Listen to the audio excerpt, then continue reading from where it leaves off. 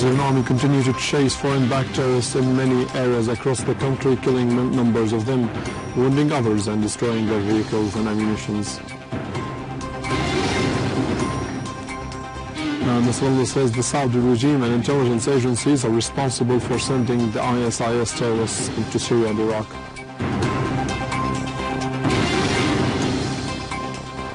Scores of people killed or wounded as a result of airstrikes launched by Saudi airplanes against Yemeni cities.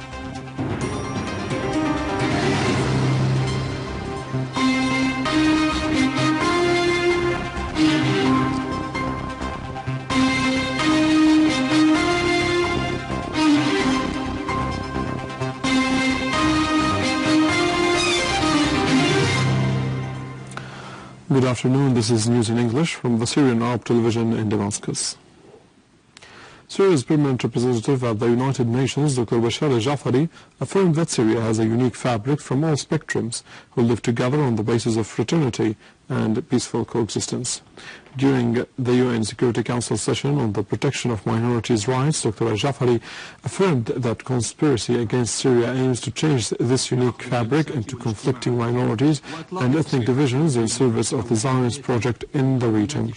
He added that the crisis in Syria proved that the Syrian people were aware of the conspiracy and foiled it. Al-Jaafari referred to the recent attacks launched by terrorist organizations against the city of Busra Sham, supported by some regional and Arab states. He concluded that it is inevitable to combat the Takfiri thought in the region, which is sponsored by Turkey, Saudi Arabia and Qatar. Secretary General of Hezbollah Party, Sayyid Hassan Nasrallah, said that the true motivation behind the Saudi aggression on Yemen is the desire of Al Saud to dominate and sabotage it after they failed and lost any control over it. In a speech delivered yesterday, Nasrallah said it is the right of the Yemeni people to defend themselves, calling for stopping the aggression and urging Arab leaders who will meet in Egypt to work towards that and push towards a political solution instead of being partners in shedding blood and destroying Yemen.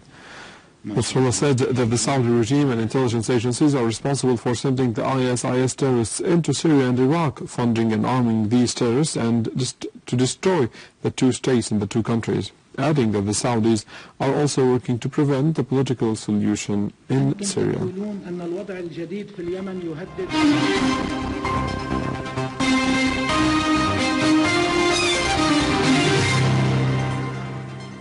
Units of the Syrian Army and Armed Forces directed heavy strikes against gatherings of Takfiri terrorist organizations which infiltrated into the surroundings of the National Museum and near the industrial area in the eastern entrance of Idlib city, killing hundreds of them. In Aleppo, units of the Army and Armed Forces destroyed terrorist gatherings in the villages of Al-Awayjeh, Al-Manashir, Ash-Qayf, and in the surroundings of Adwar Zaytun and to the west of Bishkwai in the countryside of the city. In Homs, the Syrian army destroyed a vehicle equipped with heavy machine gun in Talbisa and killed a number of terrorists in the eastern countryside of the city. Meanwhile, the army killed a number of terrorists in Ma'adat al-Baida and Al-Lajat area in the countryside of Dar'a to the south of the country, destroying a number of vehicles and eliminating terrorists on board these vehicles near Khazan al-Msherfi village on the countryside of Qulaytira.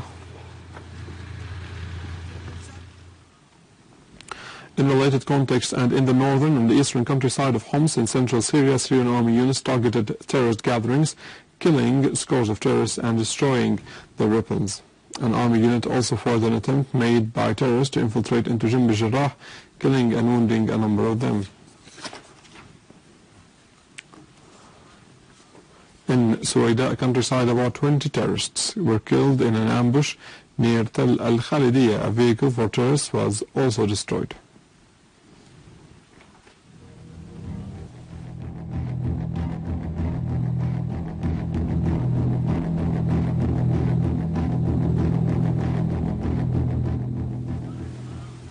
In Damascus countryside, Syrian army units established full control over a number of hills in the western mountains of Al-Zabadani. Terrorist dens were also targeted, and scores of terrorists were killed or wounded during the operations.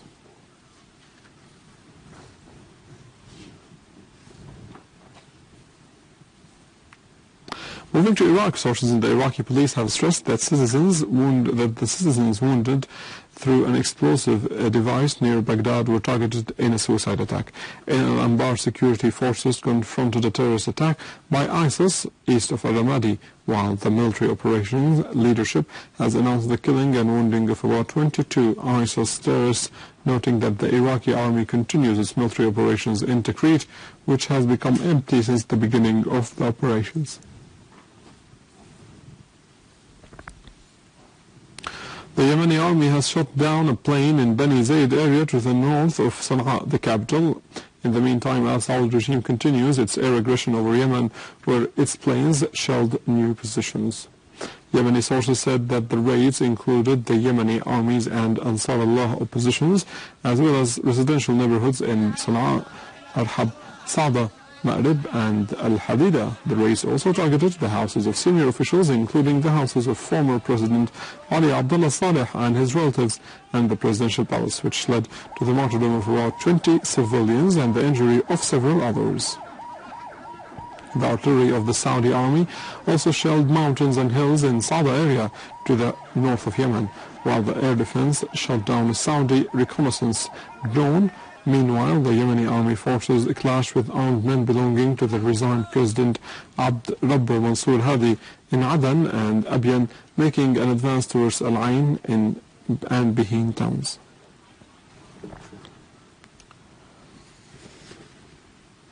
With this, we conclude our news for today. Thank you for watching. For more details about Syria and the region, and to view this bulletin again, you can always visit our website in English, www.syriaonline.sy. Now stay with us, the latest in the world of business and market news with Nariman, but after a short break.